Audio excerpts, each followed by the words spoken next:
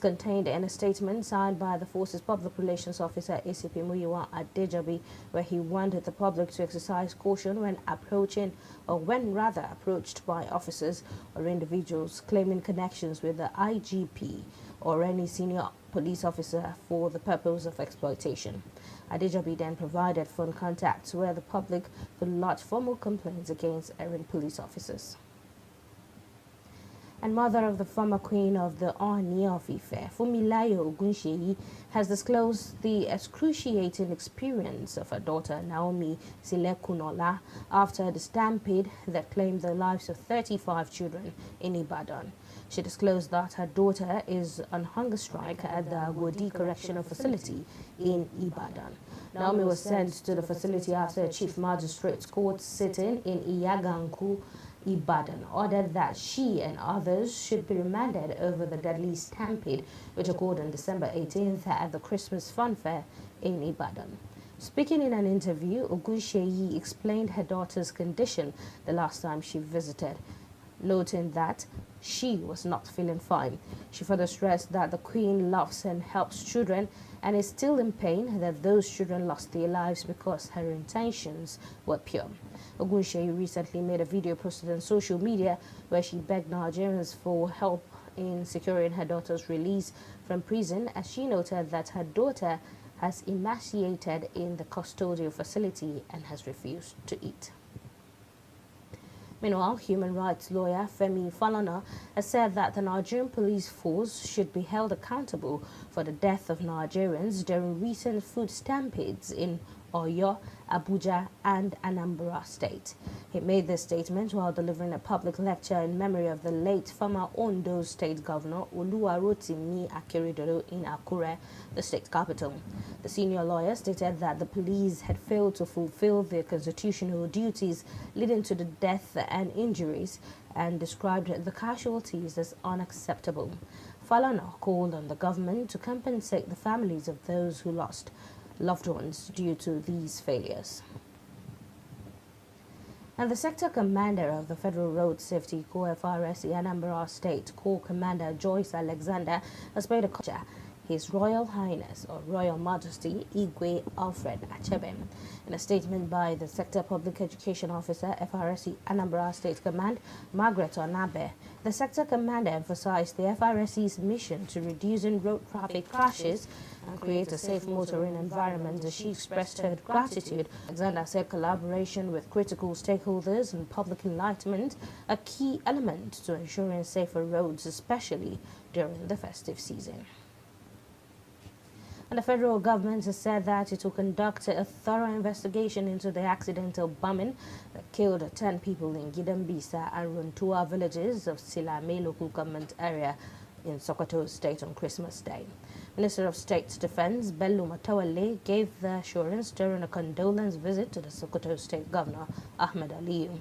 The government's assurance coincided with the clarifications by the Defense Headquarters DHQ that the death of 10 civilians in Gidambisa and Gidan in Silame local government area of Sokoto State was as a result of a secondary explosion and not direct military airstrikes. Also in the news, residents of border communities in Sokoto have dismissed allegations of the presence of the French army in the area. This comes after the head of the military junta in the Niger Republic in a recently circulated video accused President Bola Tinubu and some members of his administration of presidency. Has said that the claims by the military leader of Niger Republic, Abdurrahmane Tichani, that Nigeria is colluding with France to destabilize his country are designed to create bad blood between northern Nigeria and President Bola Tinubu. Special advisor to President Bola Tinubu on policy communication, Daniel Bwala, said this in a video posted on X. Bwala said the claims are baseless propaganda designed to create chaos and incite bad blood in northern Nigeria against President Tinubu, adding that Tichani's choice of Hausa language of the north to convey his propaganda message laid credence to the fact that he's bent on waging war of words against the present administration. And elsewhere in the news, the traditional ruler of Ogwashiuku Kingdom in Delta State, Obi Ifechukwudi Okonjo, has called on communities to respect court judgments concerning disputed lands. The monarch made this statement signed by the Palace Secretary, Prince Ifeakana Chukwu Emoti, and made available to journalists in Asaba, the Delta State capital. The youths from the Ubulu Kiti community in Aniocha South local government area of the state has staged a protest alleging land grabbing. The youth president of Ubulu Kiti, Ifechukwudi Nwabuedo, claimed that Ogwashiuku Kingdom had unlawfully taken community land. You're watching News Express, coming to you live from Global Television here in the nation's capital, Abuja. When the news returns, court rejects Barcelona appeal for Rolmo registration. Details of that, as well as foreign and business stories, coming right after this break. Please stay with us.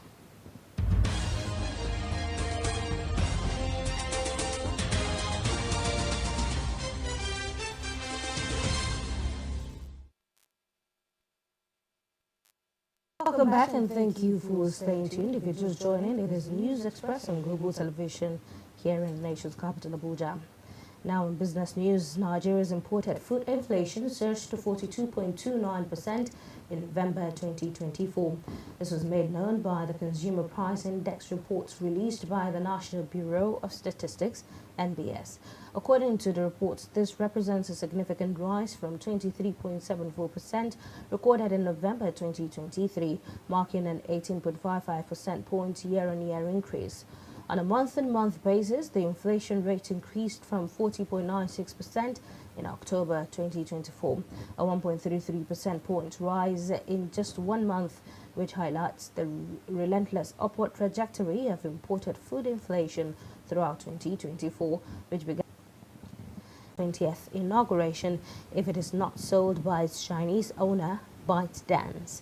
Trump's legal team said in light of the novelty and difficulty of this case, the court should consider staying the statutory deadline to grant more breathing space to address these issues. Trump was fiercely opposed to TikTok during his first term and tried in vain to ban the video app on national security grounds. The Republican voiced concerns echoed by political rivals that the Chinese government might tap into U.S. TikTok users' data or manipulate what they see on the platform.